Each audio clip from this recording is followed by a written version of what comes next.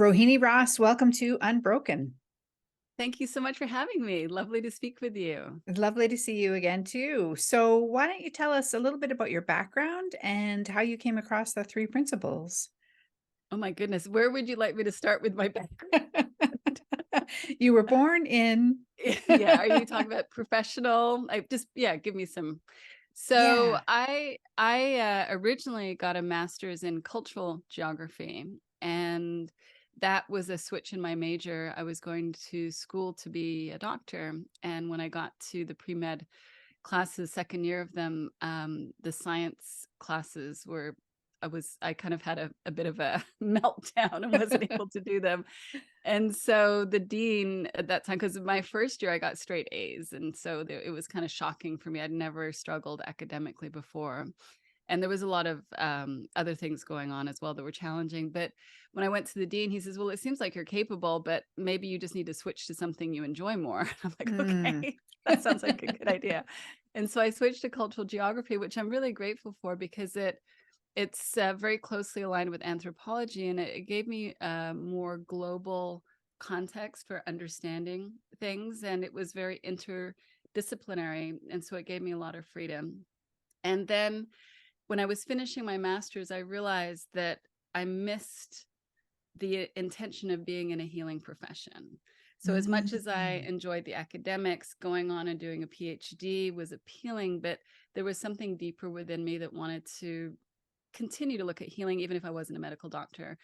And so I stopped my studies at that point, and I had just decided to move back to England. And I was born in England, but raised in Canada. And I had my father left when I was 2.5, and we hadn't been reconnected. And I knew that he was, or I thought he was in England. And so when I was doing my research in Guatemala for my master's, I met a woman who lived in London. She ran a Guatemalan textile museum in London. And she said, you can come and work in the museum, and I'll let you, we'll trade. I have a flat that you can stay in. And I thought, well, that sounds like a great idea. And so that was all set up. And then I met Angus in Canada. And so he was just flying in and out literally from Toronto, where I was living at the time. And we met, and it was, one of those recognitions in that time. And so there was some real motivation for me to go to England at that point. So when I went to England, I just decided to, focus on finding my dad, and then just giving myself some space to really explore what is it that I want to do. And I was looking at Chinese medicine, naturopathy, homeopathy, and I didn't really think about psychology. But as things unfolded, the museum didn't work out well. The textiles had a lot of chemicals in them, and I'm very sensitive to chemicals. And so I'm like, I can't work in this environment because I'm getting headaches and I'm feeling well. And the trade with living in the basement flat with a woman wasn't feeling so great either. And so I said to Angus, I said, I don't know what to do. I don't think I can do this job anymore, but I don't have another job. And he says, well, because he was a photographer at the time, let me just introduce you to a modeling agency and see if they have any work they can help you out with in the meantime. And I was 24, turning 25 at the time, which is very old to start a modeling career when most people start when they're like 15. But for whatever reason, I was fortunate in that they had work. I ended up doing that for about 10 years until we had our first child. And that allowed me to really have the space to just explore what I wanted to explore. And then part of the reason we came to the US was through that work. And when I got here to Los Angeles, there was a school. It's no longer in place, but at the University of Santa Monica, they no longer offer master's programs. The university is still there, but they don't offer degree programs anymore. But they had a counseling psychology program, but the foundation was in spiritual psychology. And as soon as I saw it, I'm like, that's it. That's what I want to do. And I went Ah. to the open evening. Angus didn't come with me. I went to the open evening, and I just knew, it's one of those things where like, okay, I'm signing up for this program. And then I'm like, oh my goodness, like, what's happened? should I check this out with somebody? And I talked to Angus about it, and he's like, well, if you think it's right, like he was absolutely fine with it. But it was just one of those moments where the inner directive was so clear. And I was just kind of shocked by that level of clarity. And so I did that program, and I did end up finishing the counseling psychology program. I did it over a long period of time because we had our two children within that period of time. And so it was an extended study program. And then I ended up becoming faculty at the university, which was really fun. And it was, so I became a licensed psychotherapist through that program. And then probably shortly after I get licensed, because what happens is you start working as a therapist a long time before you actually get your license, because you have to get 3,000 hours before you can actually write your licensing exam. And so by the time I got licensed, I was starting to feel burnt out. Oh, no. And I'm like, oh no, because that was the one thing Angus said, if we're going to invest in this, you better do it. I'm like, oh no. I said I would, but maybe I can't.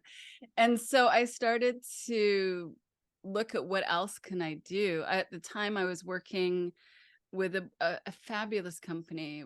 It was I just loved the company. And we worked with families that had adolescents or young adults that were really struggling. And what was beautiful about the work that we did is we worked with the entire family system. And so there would be a clinician that would work with the parents, there would be a clinician that would work with a young person, and they would work in a way where they would go out, they would do activities. They really focused on rapport, relationship building. There was a strong Buddhist spiritual orientation within the company. So it felt quite aligned on many levels. But I think as a new therapist, and also some of the policies of how we had things set up at the time, there was a lot of emergency situations, a lot of on-call. Like we were pretty much available 24/7 to the families to support them because there were some really high-risk situations going on. And I think that I was also, as a fairly new clinician, it was difficult for me to understand how to navigate all of that. And often with new clinicians, you get thrown in the deep end and you kind of have to sink or swim. And so I started to think, well, I can't do this job. And then what happened is that the company leadership invested money in a way that was not wise, and they basically lost it in a project. And so they decided to leave the company, and they thought that we would just go bankrupt when they left the company. And we had about 100 families that we were working with at the time, several teams working with them. And there were three of us clinicians. One was one of the original founders, and two other clinicians. We were like, what do we do with these people? Like, we can't just say, Yeah. sorry, we're just closing our doors. And so we decided to take over the leadership of this company. And so for me, I thought, well, maybe that is going to be a change. But then taking on the leadership of a company that's not doing well was not very easy either. So then I'm, doing more of supervision, but also I took on the operations and also the public speaking, which was like the PR for the company to try and really build business, because I was the one that was kind of like, tag, you're it. And it brought up so much anxiety inside of me because I was very insecure and very self-conscious, and my inner critic would just go crazy. And so I would be nervous before doing a talk. I would be nervous during the talk. I would be kind of dissociated during the talk. And then afterwards, where you would hope there would be some reprieve from that, it was just self-judgment, self-criticism, shame. It was awful. So I got into this really negative spiral with it. I'm like, can I even do this? And so I start looking at, what else can I do? What else can I do? And that's where I came across Michael Neal's Super Coach Academy at the time in 2011, which was not a three principles training.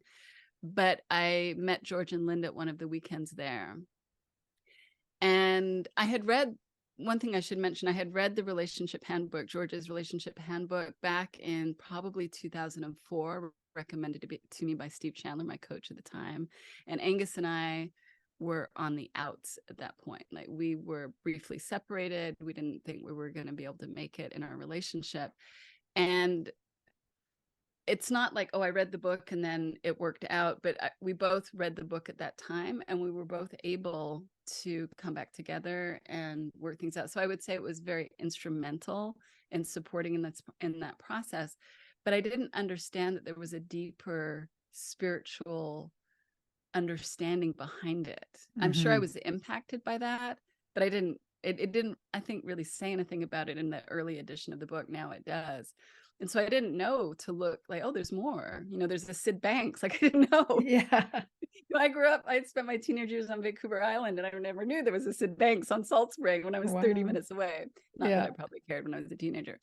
But so there was that first introduction, but then meeting George and Linda at Michael's training, I understood that, oh, there's something much deeper. And in that first weekend with them, I was deeply impacted. As I was saying, I was dealing with a lot of anxiety at the time. I think also at that weekend specifically, Angus and I had put an offer on our home. Like, we never owned a home before. We put in an offer, and innocently I thought, oh, you put an offer in on a home, it gets accepted, you get the home.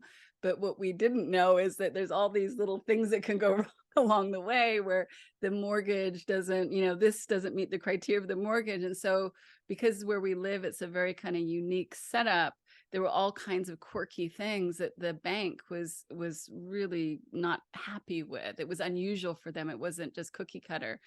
And so every week there was something new, like, can we get this approved by the bank?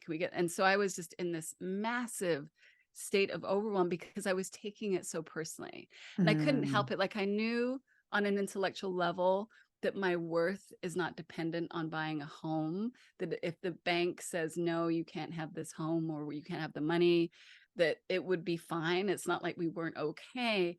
But it was really, on some level, touching this place inside of me of feeling completely unworthy and not good enough. And so I talked to George in one of the breaks about the situation, and he was talking to me, and I could really get from him that it wasn't a big deal, not out of a lack of compassion, but for him it really was not a big deal what I was going through. And he said something like, oh, just, you're stuck on one channel of the TV. I'm paraphrasing. I'm sure he said it much more eloquently, but something along the lines of, you're stuck on one channel of the TV. Don't worry. The channel's going to shift. It will shift naturally. You don't need to worry about it. And I'm like, but I'm not sleeping. I've never not slept. And I'm waking up with anxiety. Like, what? The channel's going to change by itself.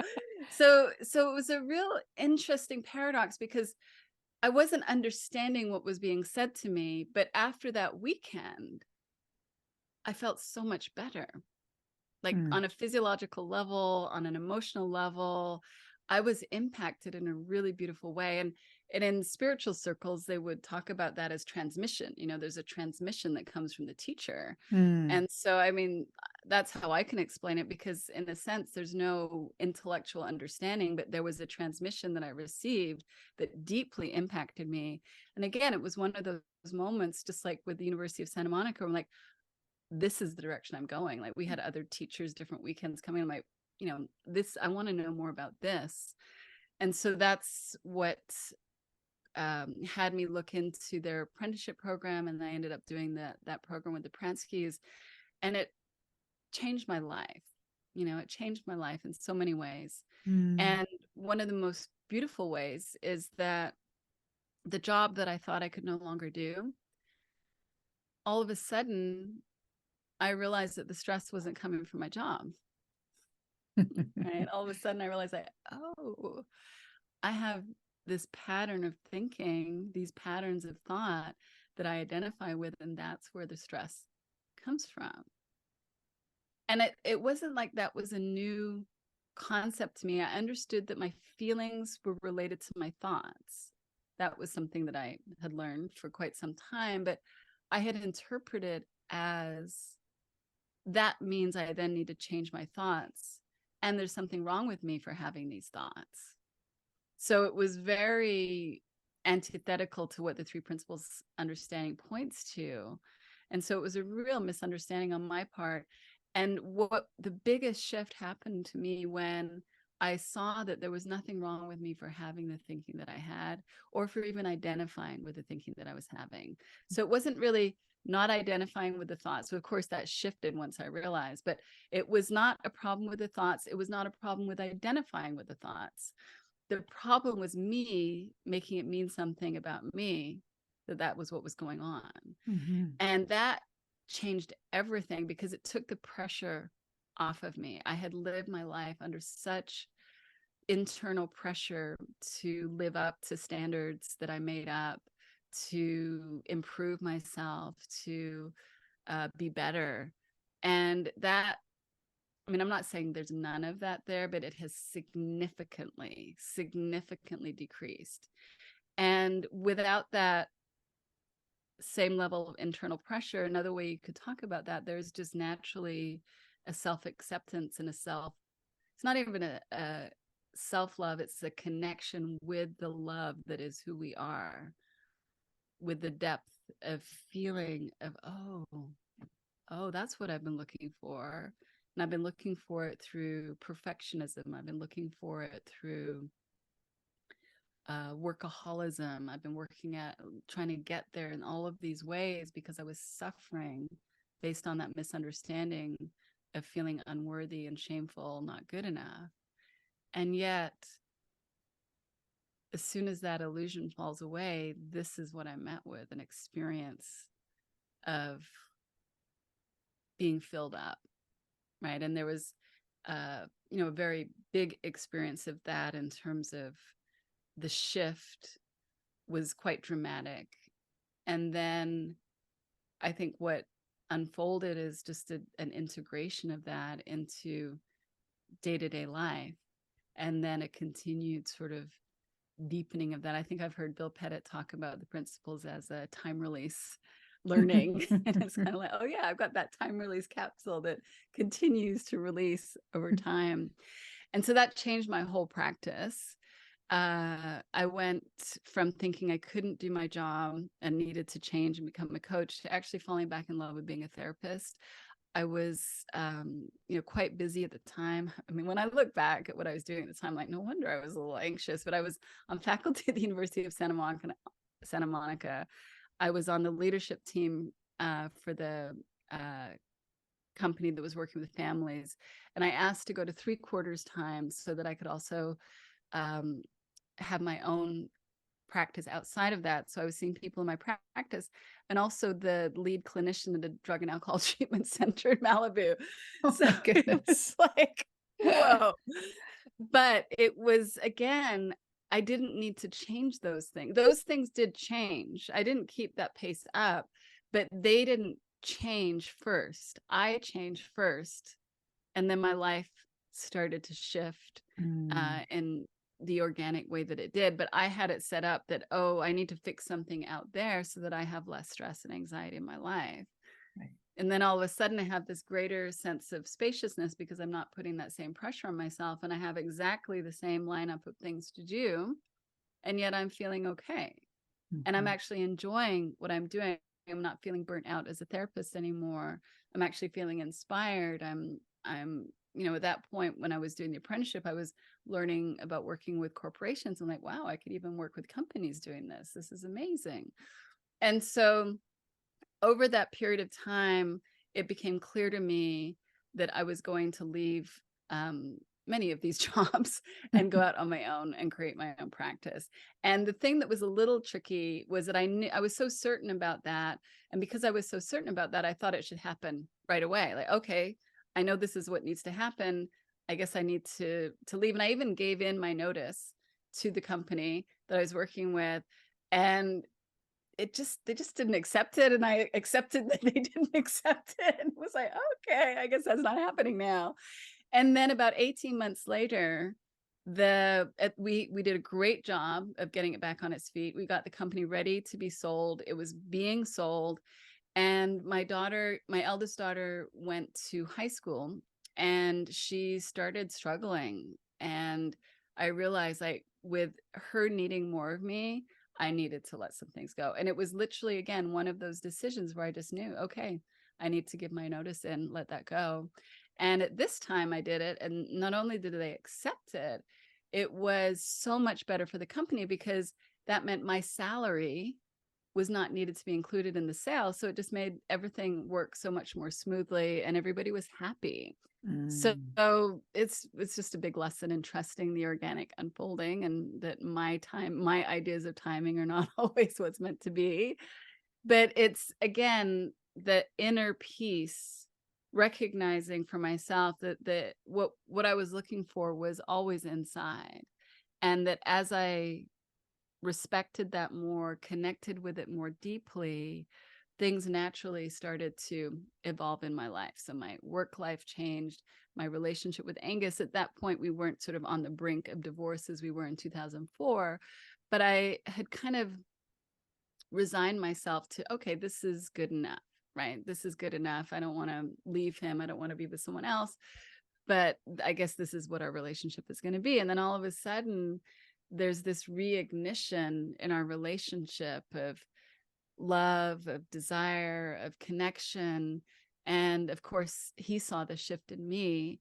And as he will say, I dragged him to many a workshop and many a therapy session saying, you need to do this or else, it's not going to work. But just seeing that shift in me got him curious about what is it that you're actually doing? Because I hadn't talked about it. I knew that I had turned him off of so many things. I'm like, I don't need to bring him into this. This can be just for me, and he can do whatever he wants. And that he saw how I was living life and said, what is this? And he got curious and wanted to learn more. So then he ended up doing the apprenticeship with the Pranskys and so forth. And as you know, we now work together.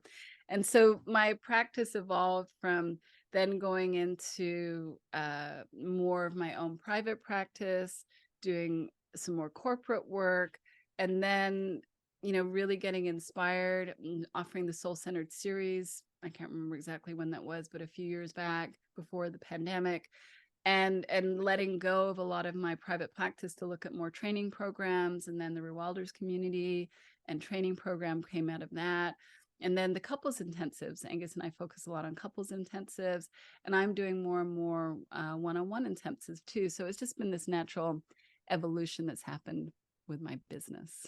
Oh, I love that. So much juicy stuff in there. And then you anticipated my question about how Angus got folded into the whole thing. That's Yes, that's yes. really cool that he saw something happening with you without you having to, yeah, shove it down his Yeah, throat, as it it really were. it really was genuinely Yeah.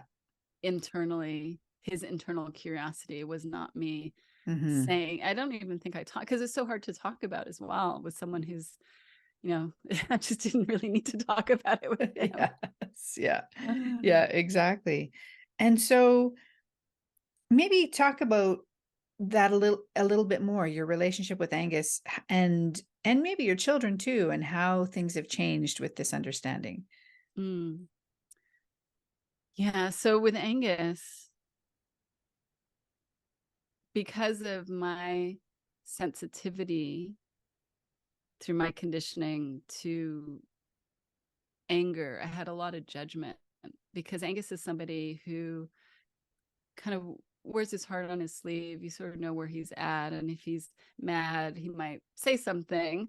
And whereas I am much more internal, and it's not like either one really is right or wrong, but we're just very different. And I had a lot of judgment on him over the years about his expression of anger, because I took it very personally. And what would happen is there would be times where he'd get overwhelmed, and then he'd just, kind of the overwhelm would come out with an expression of anger. And I really believed that he needed to change in order for me to be happier. Hmm. That there was, it was a very arrogant position. And it was very blind to me, my arrogant. I just thought I was right.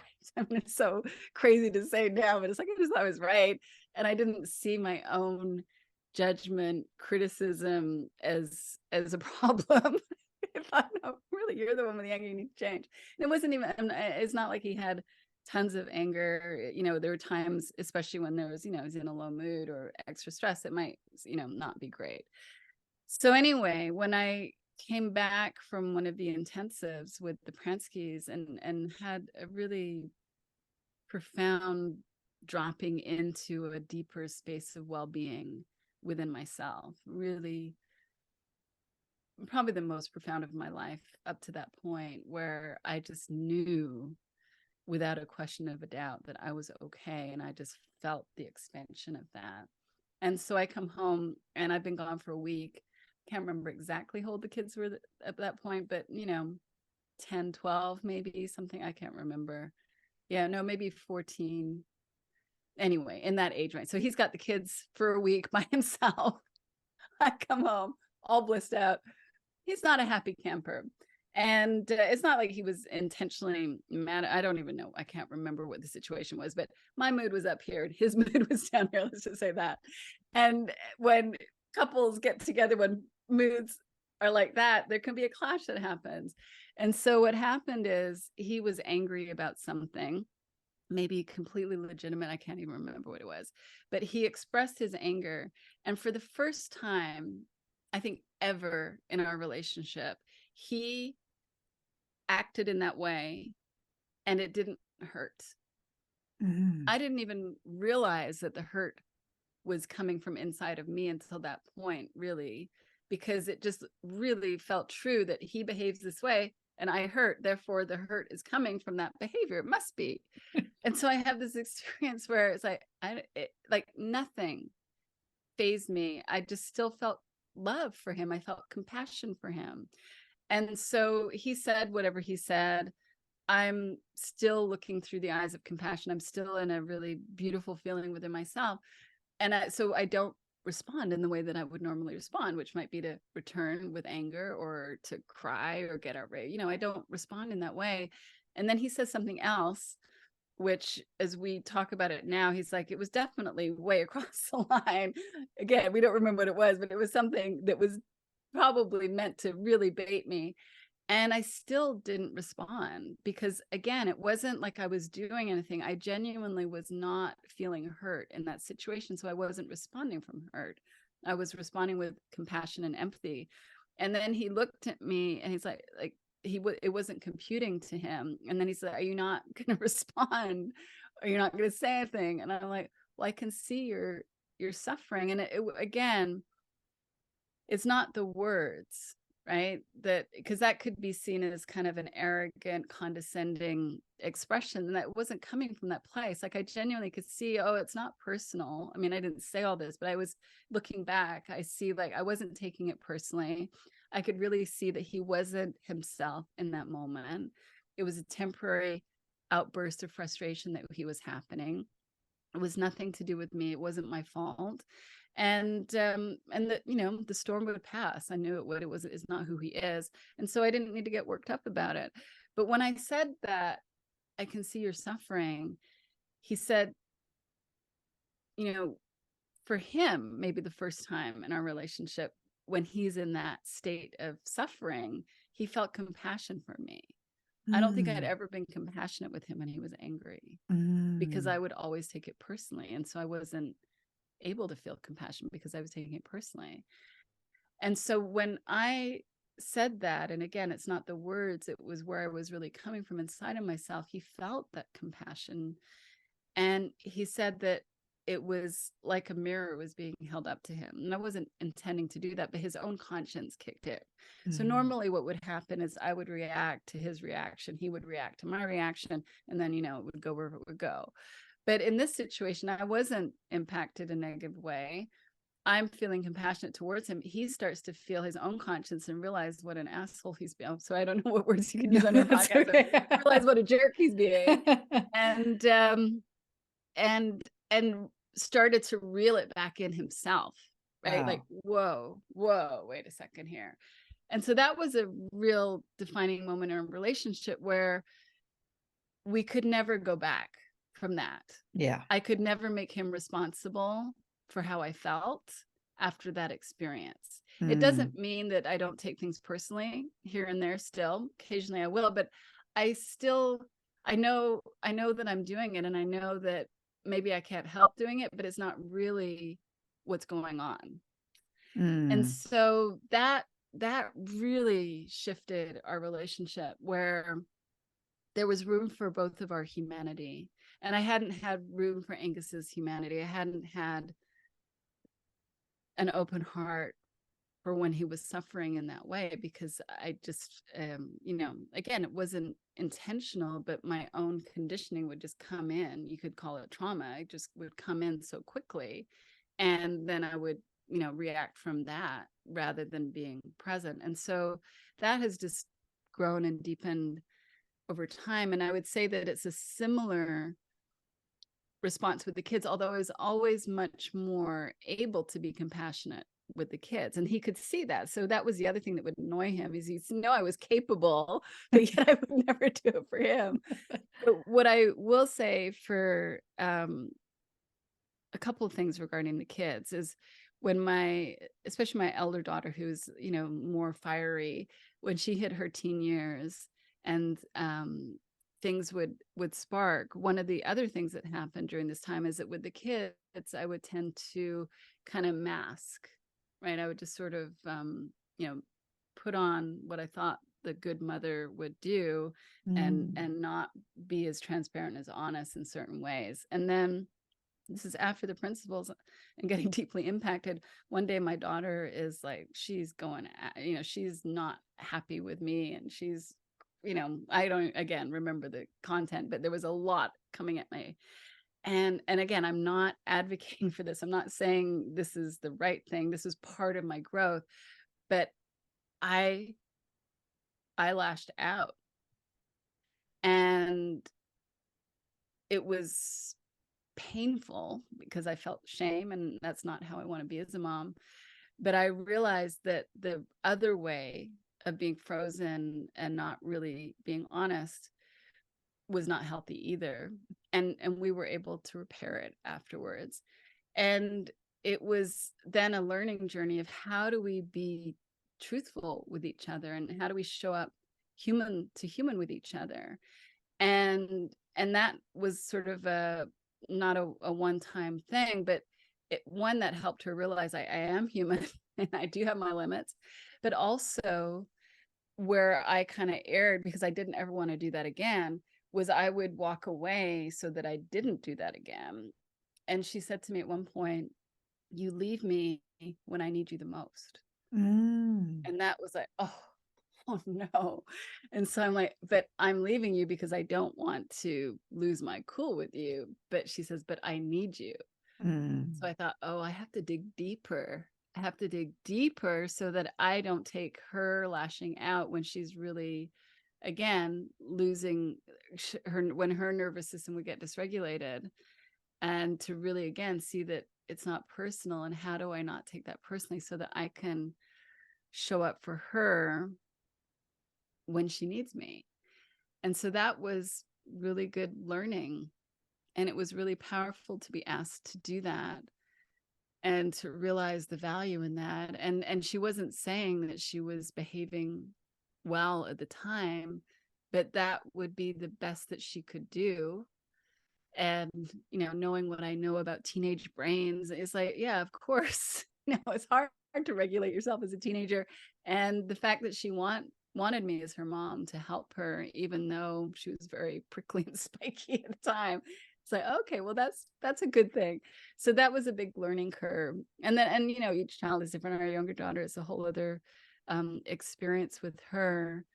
She was diagnosed in, I think, as a young adult, with being on the spectrum, that we didn't really know that, and again, like, wow, how did I notice that? And it was, it's very subtle, but then when you sort of put all of the dots together, you realize that, oh yeah, I can see that now. And so there were different sensitivities and different learning curves as to how to connect and support her with navigating that. And for someone who was not into labels, I can get dogmatic about my approaches to things. And for her to tell me, having the diagnosis is really helpful for me. It helps me to understand myself better. And it's really useful. I'm like, oh yeah, it can be helpful. I understand that. So, and as long as it's not pathologizing the person, which, she wasn't experiencing that, which was good. And so we just last week dropped her off at college. So fingers crossed, so far so good. Oh, nice. Well, Yeah. and so could you say a little bit more about that? So given that this is a paradigm of, well, wellness, health, Hmm. Hmm. um, how, yeah, how do you integrate a diagnosis like that with someone? Well, a diagnosis, you know, the DSM really is about helping people understand and communicate about things. So it's a language that allows you to speak in a shorthand, basically. So it's descriptive, it's not Mm, prescriptive. right. And so for her to realize that she wasn't the only person feeling some of the things that she was feeling, is actually, oh, this is my brain processes things in this way. Oh, this is why I'm overstimulated by certain situations or lights. My nervous system doesn't like that. Or, she would suffer a lot with the ruminating thoughts, OCD thinking. And so, to sort of see like, oh, this fits into this experience that many other people have, and I'm not alone in it.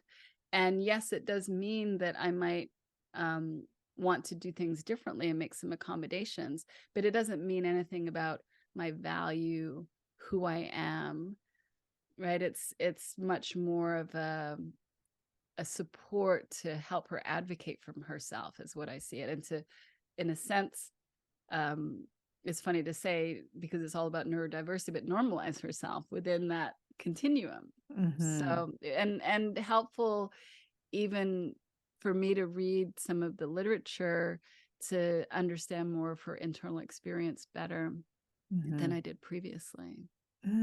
Oh, fascinating. Yeah. So the diagnosis doesn't mean that she's broken in any No, given way. It's a no, descriptor about, yes, yes, yeah. yeah. And that was what was beautiful about the testing, is the psychologist was really clear that these are gifts.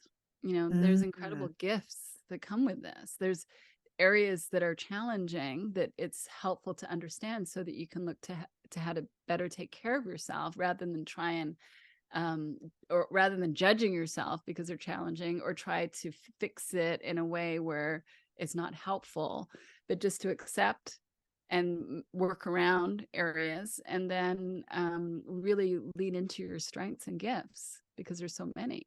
mhm. Yeah. Oh, I love that. That's so great. Um, you touched on dealing with Angus's anger and how Hmm. that affected you before the principles and after. I have a similar reaction when I'm in relationships. Anger really kind of freaks me out. Hmm. And I'm very internal as well. I don't express my anger. I tend to walk away and process it and that kind of thing. So I'm really curious about this idea of the separate realities that we live in. And it just struck me the other day, that we're all walking around. I almost pictured it like, we all have a goldfish bowl on our head, and that's the world we live in. Hmm. And Hmm. it's astounding that any of us can get along at any given time, given that what we're experiencing is all here in the goldfish Hmm. bowl.